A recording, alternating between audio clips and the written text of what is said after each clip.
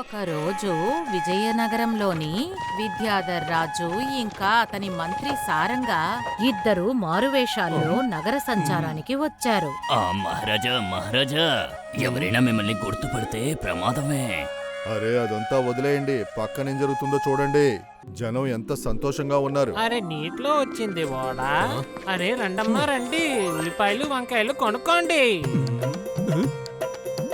మన ప్రజలు సంతోషంగా ఆనందంగా ఉండడం చూస్తుంటే నా మనసు చాలా హాయిగా ఉంది.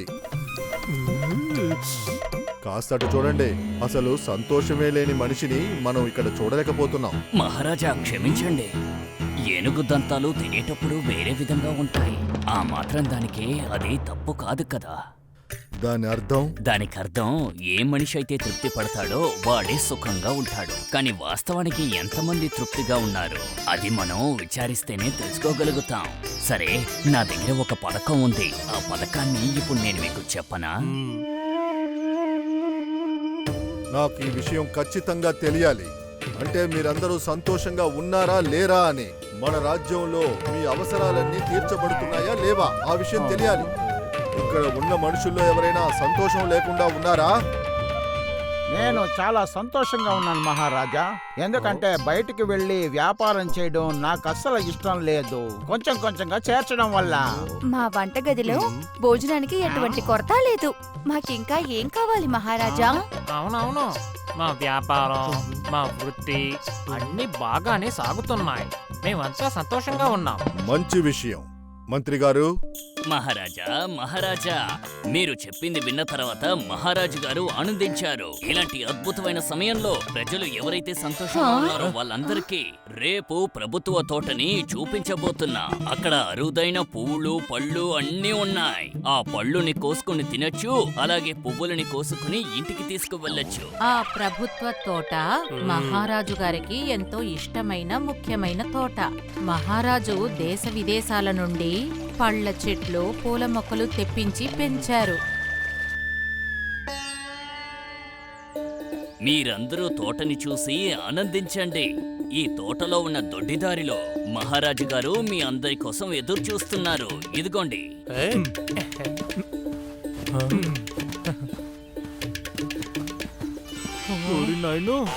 రుచికరమైన పళ్ళున్నాయి.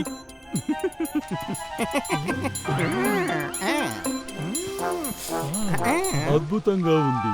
ఈ తోట ఏదో వేరే లోకంలో ఉన్నట్టుగా ఉంది. అరే మీ మాటలతోనే మీ సమయాన్ని వృధా చెయ్యండి.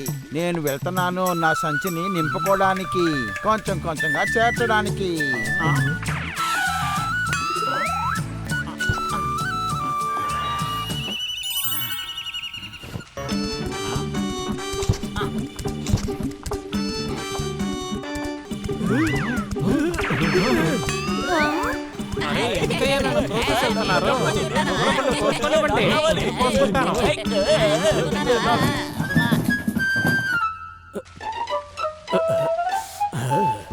మీరు మొట్టమొదటిసారిగా ఈ రోజే వచ్చారు. ఆలోపు మీ సంచిని నింపేశారా? ఈ అందమైన రుచికరమైన పళ్ళు కంటే ఇంకేం కావాలి? మీరే చెప్పండి మంత్రి గారు. కొంచెం ముందుకెళ్ళి చూడండి. ఈ తోట లోపల ఇంత పెద్దదిగా ఉంటుందని నేను అస్సలు ఊహించలేదు. ఊరినైనా ఎంత ఆశ్చర్యంగా ఉంది. బంగారపు పళ్ళ అద్భుతం. అయ్య బాబోయ్, వజ్రం ముత్యం వైడూర్యం పువ్వులా. ఈ తోట నిజంగానే పెద్ద ప్రభుత్వ తోట లాగానే ఉంది. దీన్ని నేను దక్కించుకున్నానంటే పెద్ద ధనవంతుడిని అయిపోతాను. కొంచెం కొంచెంగా చేర్చి. అరే వీళ్ళే అన్ని కోసేసుకుంటే నాకేం దొరుకుతుంది? కొంచెం కొంచెంగా చేర్చి. అదిగో చూడండి, మహారాజు గారు వస్తున్నారు.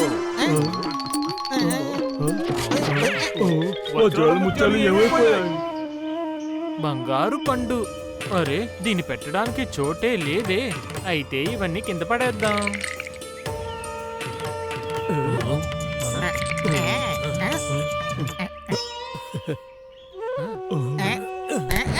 నాకు కావాలి, నాకు కావాలి. ఇది నాది, నాకు ఇచ్చేయ్. నాది, నాదని చెప్తున్నాను.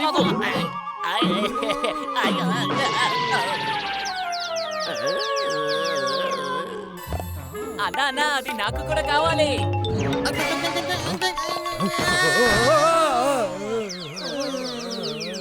మీ మనసు సంచి నిండిపోయిందంటే మనం వెళ్దామా? మన మహారాజు మన అందరి కోసం దొడ్డిదారులు ఎదురు చూస్తున్నారు. సరే రండి వెళ్దాం మంత్రి గారు. వేలుంటే ఇంకొంచెం తీసుకుని ఉండేవాడిని.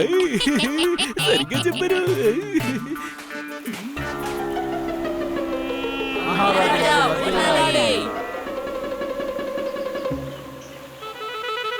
వెళ్ళండి వెళ్ళండి, మహారాజు గారు మీకోసమే ఎదురు చూస్తున్నారు. ఈ నది ఇంత వేగంగా ప్రవహిస్తోంది, దీన్ని ఎలా దాటుకుని అటువైపుకి వెళ్ళాలి? కానీ నదిని దాటితేనే కదా మహారాజా గారి దగ్గరికి వెళ్ళగలుగుతాం. అరే మీరొకరు దీన్ని ఎలా దాటాలో మీకు తెలీదా? ఇదిగో ఇలాగే దాటాలి.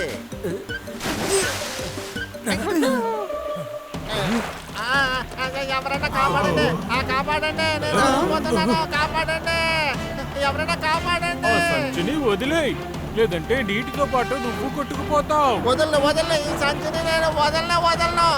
చెప్పేది విను, వదిలేయ్. నేను వదలను, కాపాడండి. నా సంచి, అయ్యో నా సంచి పోయిందే. ఎలాగో ఇప్పుడు ఏం చేయాలి నాకు అర్థం కాదు. త్వరగా వెళ్ళండి, మహారాజు గారు ఎదురు చూస్తున్నారు. ఈ నది చాలా వేగంగా ప్రవహిస్తోంది.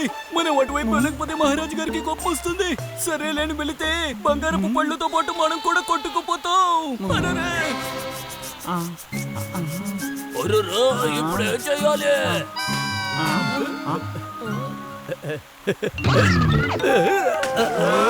ఏ మూర్ఖుడా, నువ్వెందుకు ఇలా చేశావు? బంగారు పళ్ళుని నీళ్ళల్లో వదిలేశావు. అయితే మహారాజు గారిని కలవాలంటే ఈ సంచిని వదిలేయాలన్నమాట.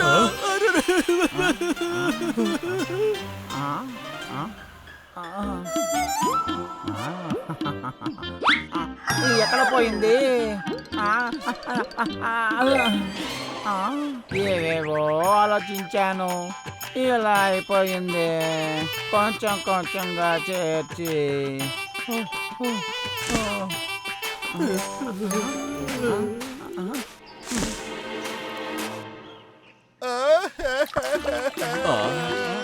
సరే సరే, ఏడవకపోతే వెళ్దాం. పళ్ళు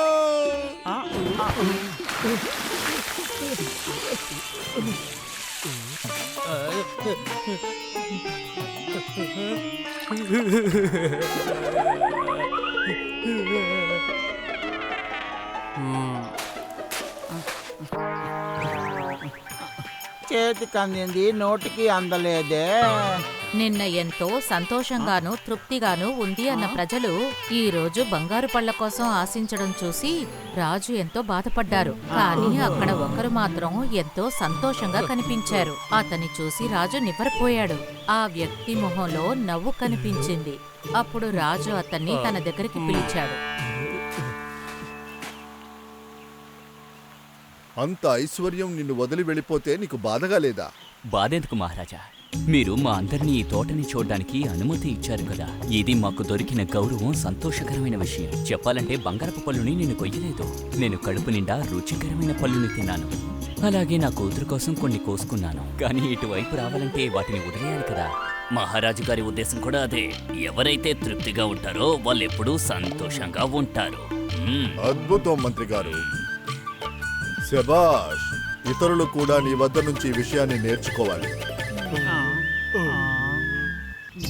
ఇంకో విషయం, మా తరపున ఈ పళ్ళు తీసుకెళ్లి మీ బిడ్డకు ఇవ్వండి. ధన్యవాదాలు మహారాజా.